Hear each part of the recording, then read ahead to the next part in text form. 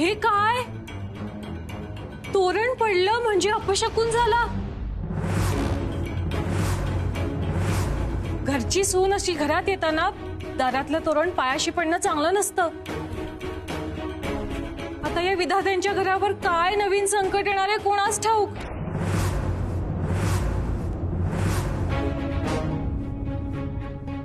खरंच बोलते अंतरा. लक्ष्मी अशी घरात येताना दारावरचं तोरण पडणं म्हणजे लय मोठा अपशकुन आहे. आता कुठल्या पावलांनी घरात आली आहे कुणास ठाऊक. तोंड सांभाळून बोला. विधातींच्या सुनेबद्दल बोलताय तुम्ही. अहो मला तसं नव्हतं म्हणायचं. म्हणजे उजव्या पावलाने आली का डाव्या पावलाने आली कुणास ठाऊक असं म्हणायचं होतं. कुठला का पाय आत टाके ना. अपशकुन तर घडलाच ना. गप्प बस. हो माग माग हो म्हणते ना. आधीच सुतक असल्यासारखे साड्या नेसून आलेत. निदान तोंडातून शब्द तरी नीट काढा की. नीट लावलं नसल म्हणून पडलं असेल तोरण. यात कसला अपशकुन आलाय. कृष्णा तू नको मनावर घेऊ. ये आत. चल आत ये.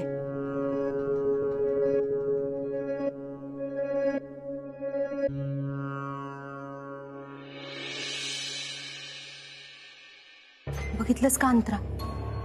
अगो हिच्या तर अंगावर योग बी दागिना नाही की. हिच्या मामा मामीनी पारे हिला लंकेची पार्वती करून पाठवली आहे. हो की ग आत्या. फार लंकेची पार्वती झाली. नक्कीच काहीतरी भानगड आहे. म्हणजे मला काही कळलं नाही. म्हणजे बघ ना, या घरात सून म्हणून आली आहे पण गळ्यात मंगळसूत्रच नाहीये.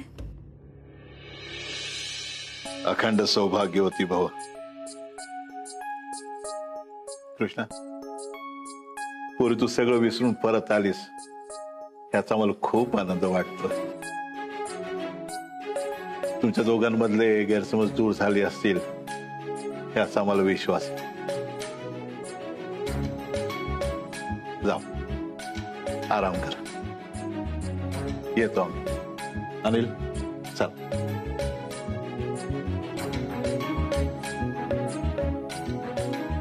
थांबा. असं समोर ये माझ्या.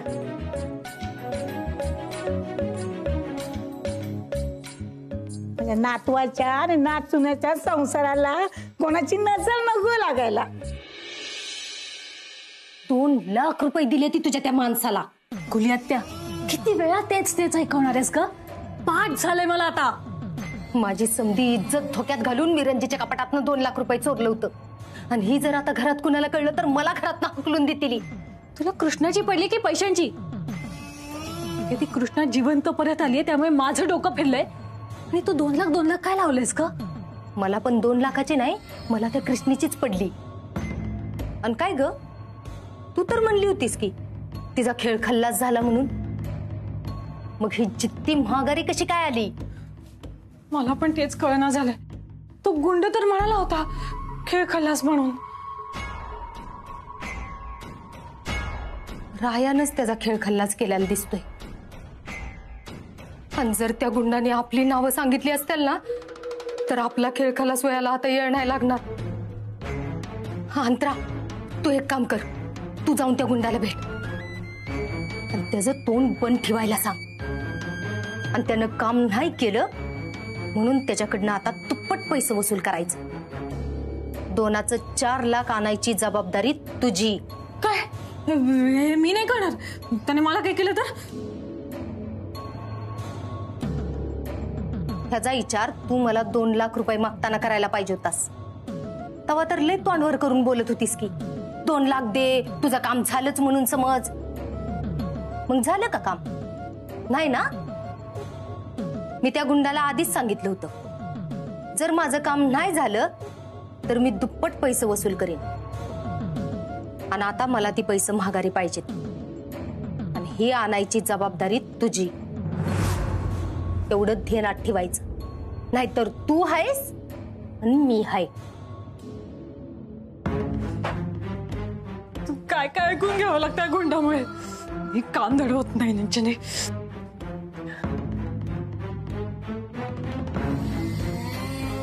तिचा फोन का लागत नाहीये? ही कान धड नीट होत नाहीये. कृष्णा का म्हणत नाहीये? का सारखा त्रास देते मला?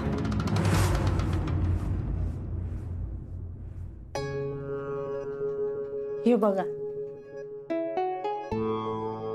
यांचा आशीर्वाद घ्या.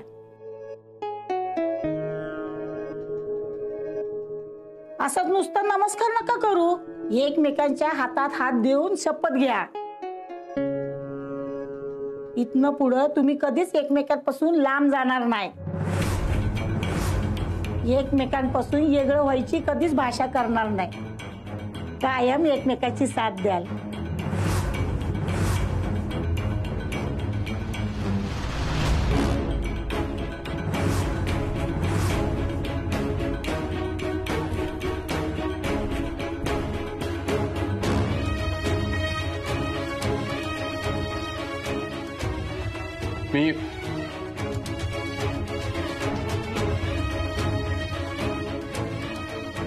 आम्ही शपथ घेतो, आम्ही कधीच एकमेकांपासून लांब जाणार नाही.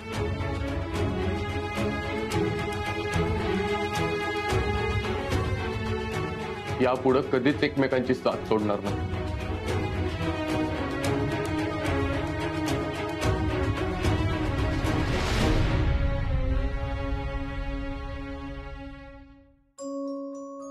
कृष्णा, कशी वाटते खोली? हा, अगं तू येणार म्हणून माझ्या हाताने सजवली आहे मी. हे बघ, ही फुलं पण मीच सजवले. असं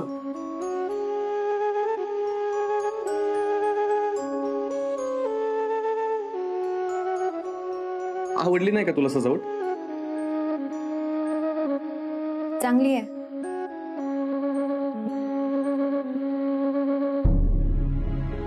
फक्त चांगली आहे? कृष्णा, काय झालं? असं तोंड का पाडलेस? राया,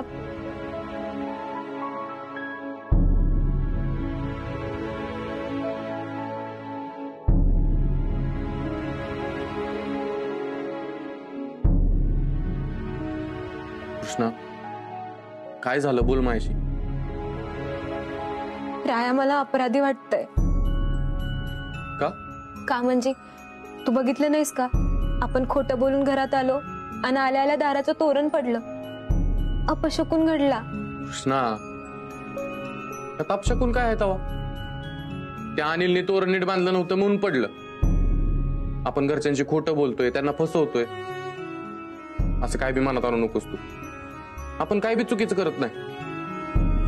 आपल्या खोट्याचा, हे सगळं लपवण्याचा जर इतरांना त्रास होत असता तर मी तुला म्हणलंच नसतं की आपण घटस्फोट घेऊन एकत्र राहूया म्हणून. तूच सांग मला कृष्णा, आपण एकत्र असण्यानं घरच्यांना आनंद झालाय का दुःख? पण त्यांना कुठं माहित आहे की आपला घटस्फोट? त्यांना काय फरक पडतो कृष्णा?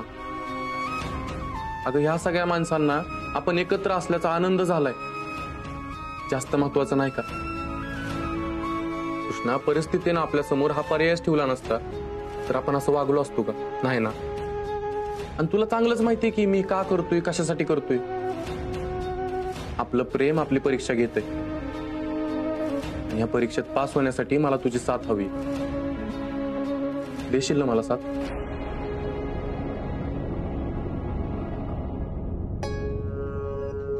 तू पटकन आवरून घे, मी आलो लगेच.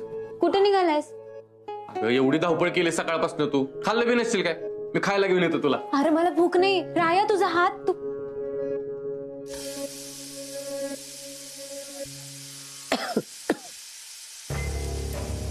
रंजे, मला काय तुझं ही हाल बघवत नाही ती बघ.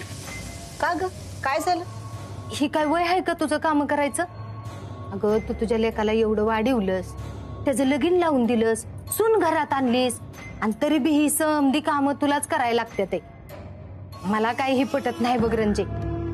अजून किती दिवस अशी कामं करणार आहेस तू? सांग बरं. वायस तुझ्या सुनेला बी करून दे की. आज का नाही समध्यांचा स्वयंपाक तिलाच करायला. तिच्या हातचं जेवण सोड, पाणी पण पिणार नाही मी. अगं उलट तिला तर तीच पाहिजे. आनंदाने उड्या मारेल ती.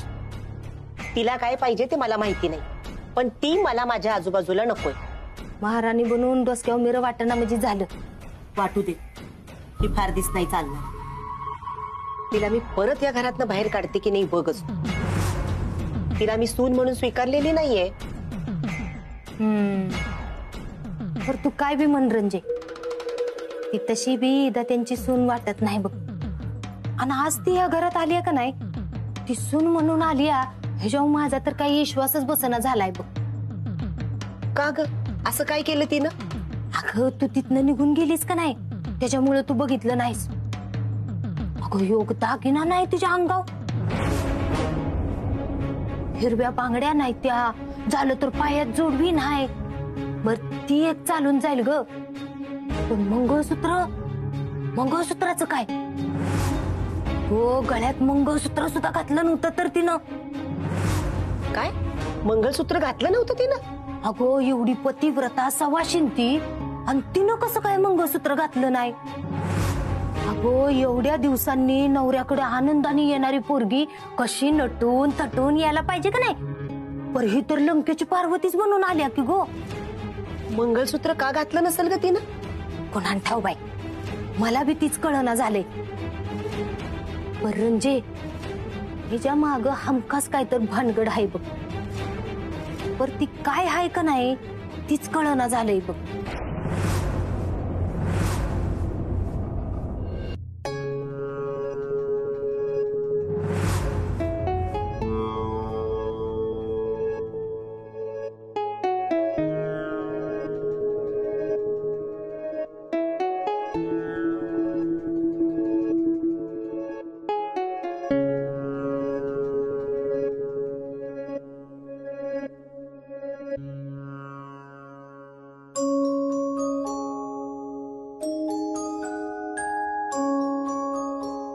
हॅलो कृष्णे, कशी आहेस तू? मामे मी ठीक आहे.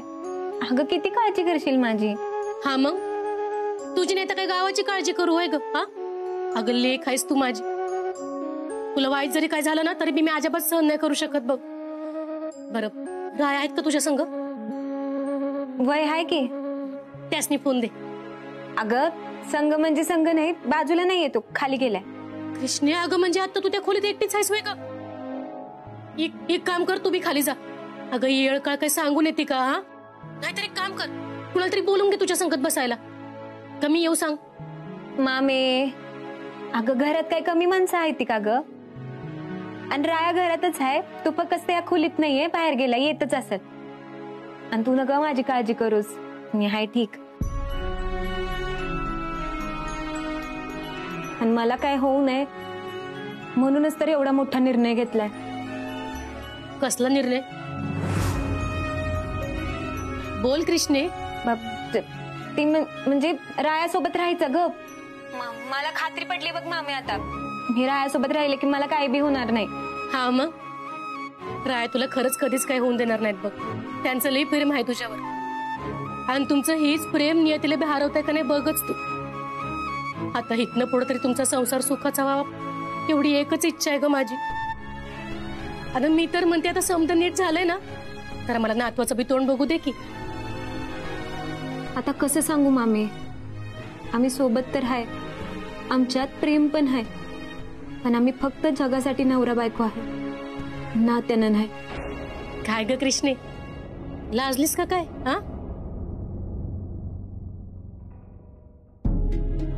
हा मामे तुला करते नंतर फोन. राया आलाय बघ खोलीत, आणि तू काय बी काळजी करू नकोस, राया हाय माझ्यासोबत. हा बर ठेवते. राया काय रे, काय शोधतोयस? मी काय मदत करू का?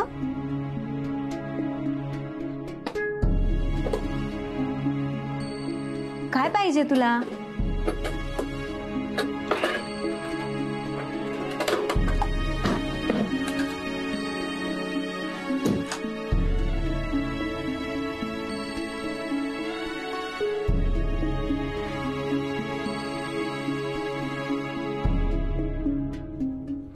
कृष्णा तरी घाल. हे काय चाललंय तुझं? कृष्णा आपण अजून बी नवरा बायको आहे याची इतरांना खात्री पटली पाहिजे बघ. आपलं नवरा बायकोचं नातं जगाला दाखवण्यासाठी तरी जिवंत ठेवलं पाहिजे आपण. त्यामुळे हे मंगळसूत्र घालणं लय गरजेचं आहे. धर पटकन घाल. थांब राया, ही मंगळसूत्र माझ्या गळ्यात घालण्याचा अधिकार तू गमावून बसलास. गळ्यात मंगळसूत्र घालण्याचा अधिकार फक्त नवऱ्याला असतो. आणि आता तू माझा नवरा नाहीयेस, आणि आता तू माझा नवरा राहिलेला नाहीयेस, तर मी हे मंगळसूत्र कसं घालू शकते तूच सांग. मला सगळं पटतंय तुझं कृष्ण, पण आपण एकमेकांसोबत भांडून एकमेकांवर रागवून हे नवरा बायकोचं नातं संपवलेलं नाही. आपलं एकमेकांवर प्रेम आहे, आपल्याला एकमेकांसोबत राहता यावं म्हणून हे नातं संपवलंय. आपल्यात प्रेम आहे, पण नातं संपलंय ना राया. आणि आता मी तुझी बायको नाहीये ही का कळत नाहीये तुला?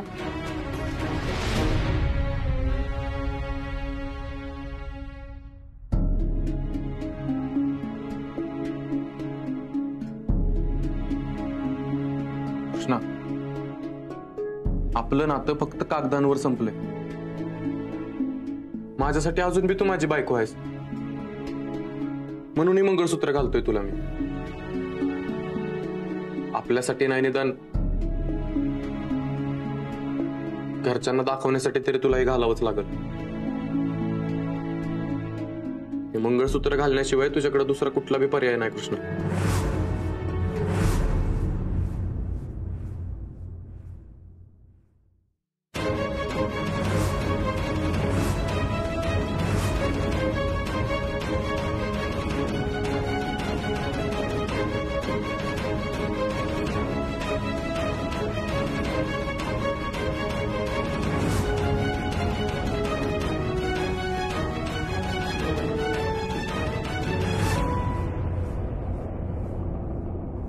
राया,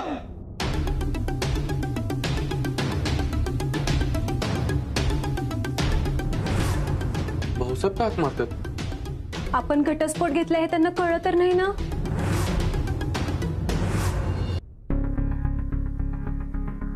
या. काय झालं भाऊ? कृष्णा, बरं झालं तू पण आलीस. सरपंच तुम्ही बोलताय का आम्ही बोलू? हो, नाही भाऊसाहेब, अहो तुम्हीच बोला.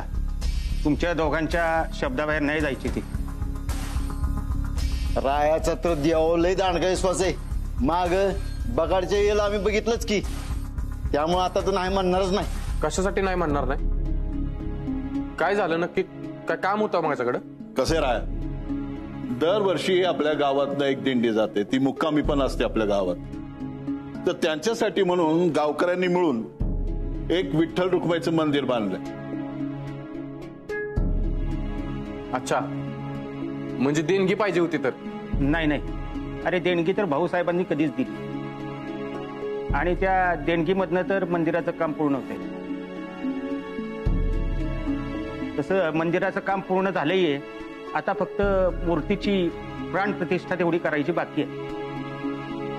हा, तर मूर्तीच्या प्राण प्रतिष्ठापनेची जबाबदारी तुमच्यावर राहील आहे.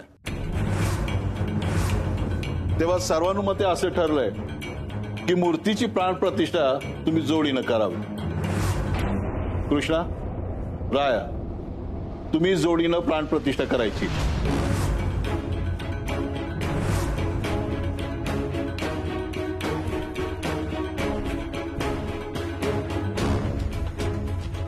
हो राया, अरे नाही म्हणू नको. अरे तुमच्यासारखी जोडी अख्ख्या गावात शोधून सापडायची नाही. साक्षात लक्ष्मीनारायणाचा जोडा आहे तुमचा. आणि या मूर्त्यांची प्राण प्रतिष्ठापना ही तुमच्या हस्ते व्हावी, ही अशी आमच्या सगळ्या ग्रामस्थांचीच इच्छा आहे बघ. तेव्हा नाही म्हणू नकोस. असं झालं पाहिजे.